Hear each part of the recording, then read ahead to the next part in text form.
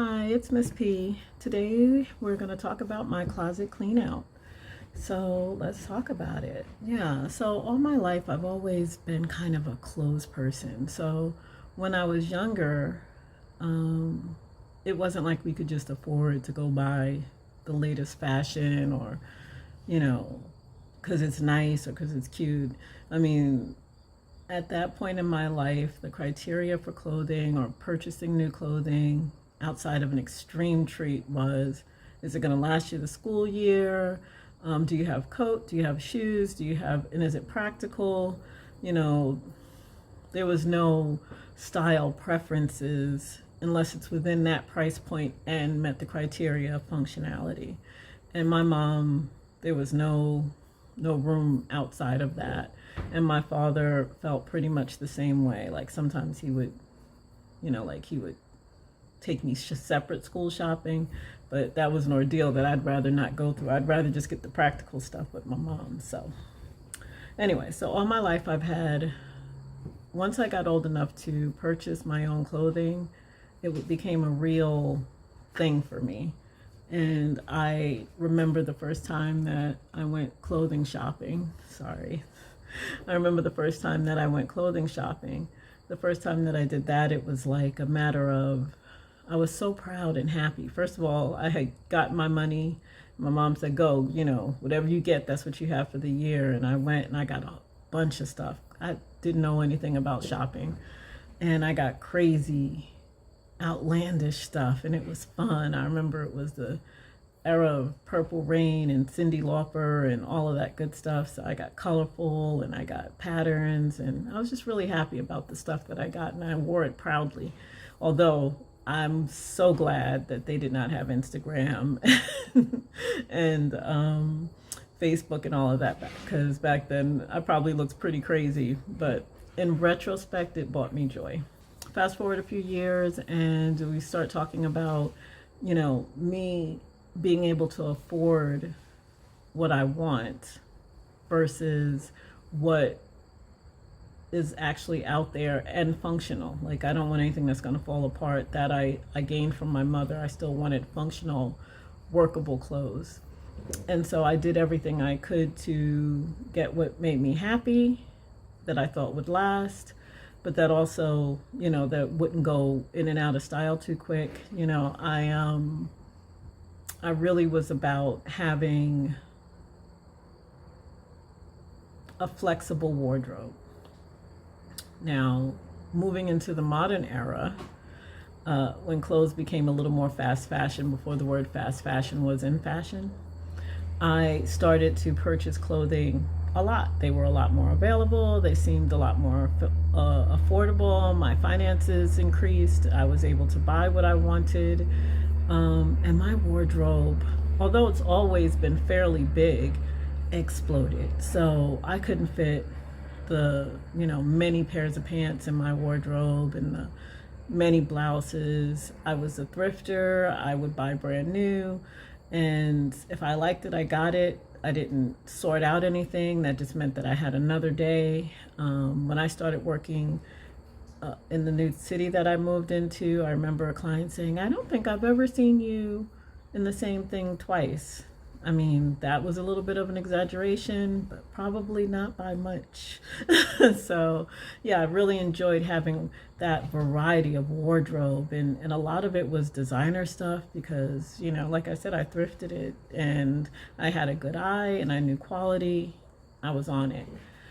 Then I gained weight. Then I got to be a bigger girl and those clothes didn't fit anymore. And I was kind of stressed out about that. So then I just started buying what fit that was cute, and the quality kind of slipped. And so along comes COVID, along comes Shein, and now it got to the point where I had so many clothes. I had 6 crates of fall clothes. I had 4 crates of summer clothes. My closet was never empty. Even when I switched over, there was always stuff I had to leave in the crate or I had to pile somewhere. And when the season was done, when the season's done, I really only wore about maybe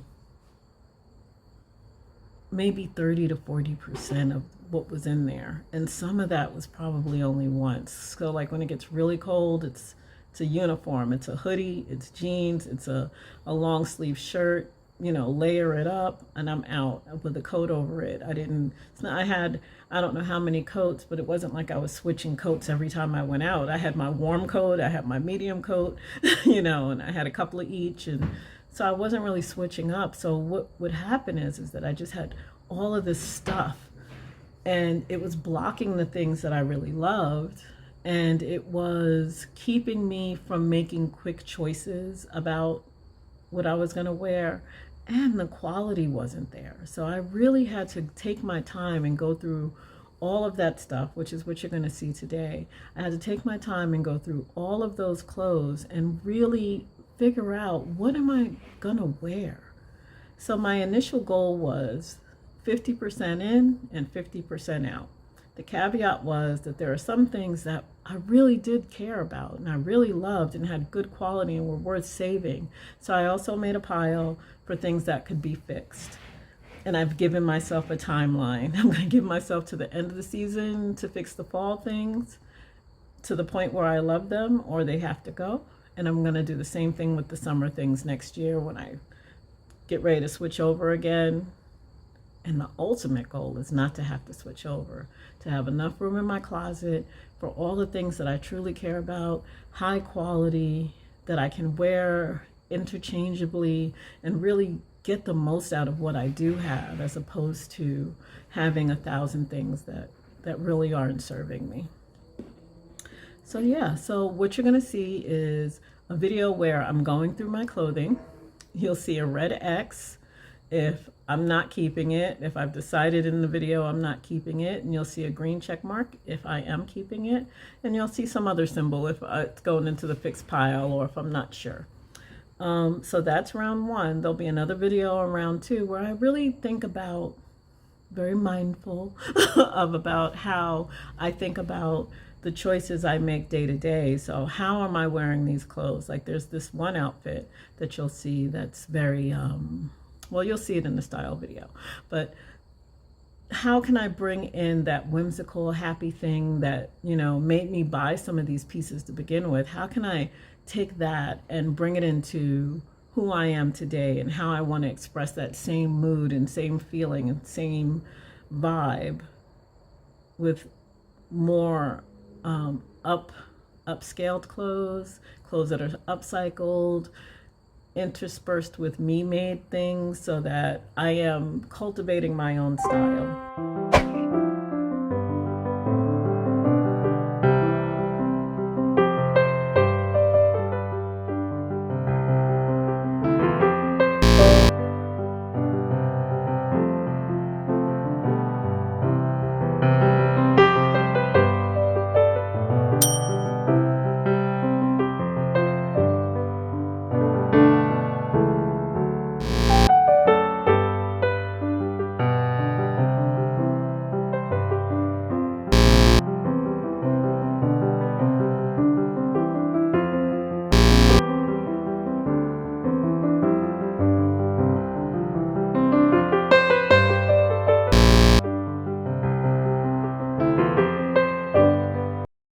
I've decided that anything that has like any bit of, I don't know if you can see it, any bit of pilling or anything like that, that can go.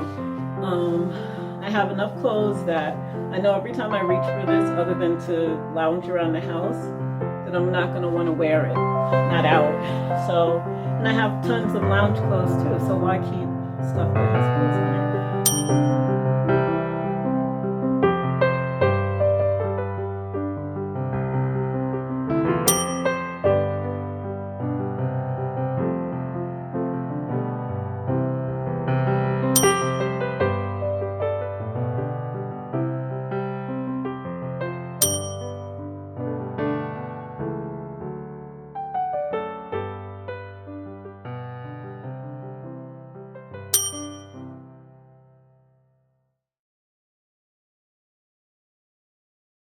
Okay, I've gotten through the first half of my first bin. I only have 5 more to go.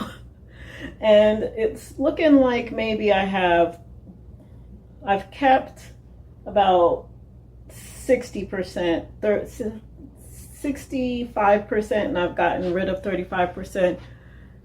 Or if you want to look at it differently, I've kept 60%, I've gotten rid of 30%, and I have 10% to fix. So I'm gonna put away some of my summer stuff because I didn't have a bin to put it in. So I'm gonna get rid of some of my summer stuff, put it in this bin, and I am going to go get another bin.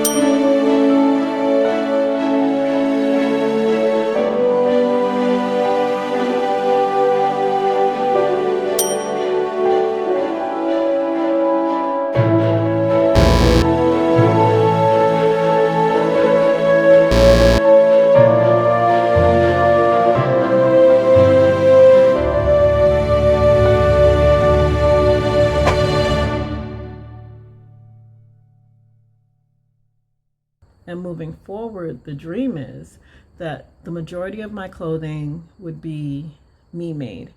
And if I see something that I absolutely have to have, then I absolutely have to learn how to make it. I don't want to purchase anything. There are things I see for $400, $500, $600, $2,000.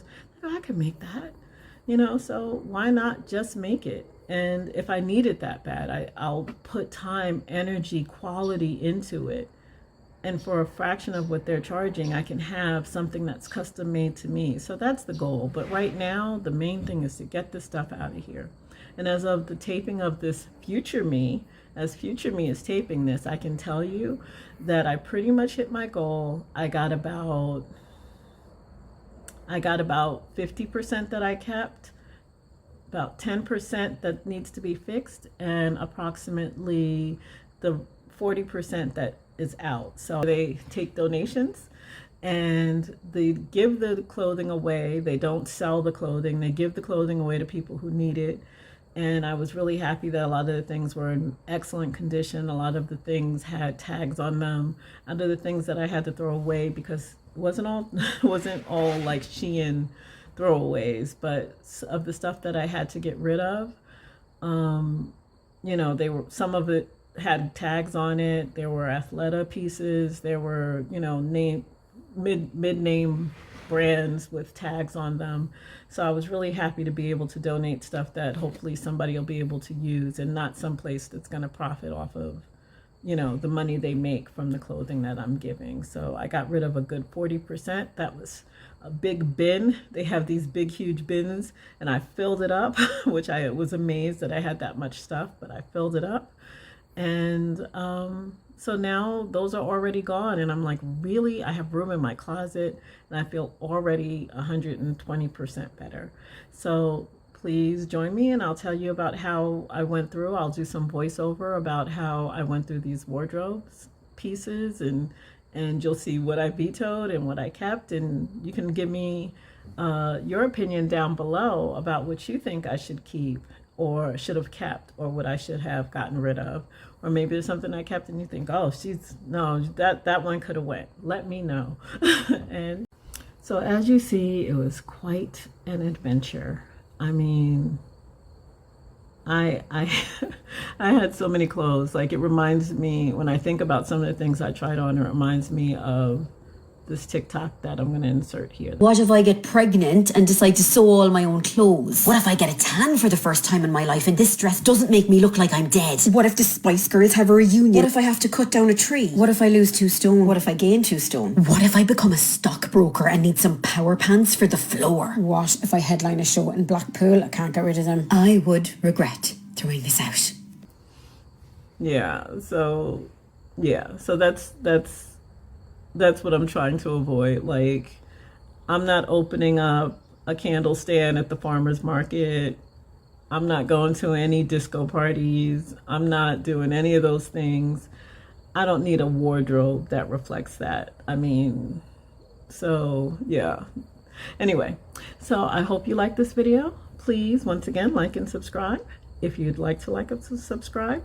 And I will see you soon with the style part of this video. And please watch out for my pattern reviews, and eventually I'm going to get to those sew alongs too. So, all right, have a wonderful day.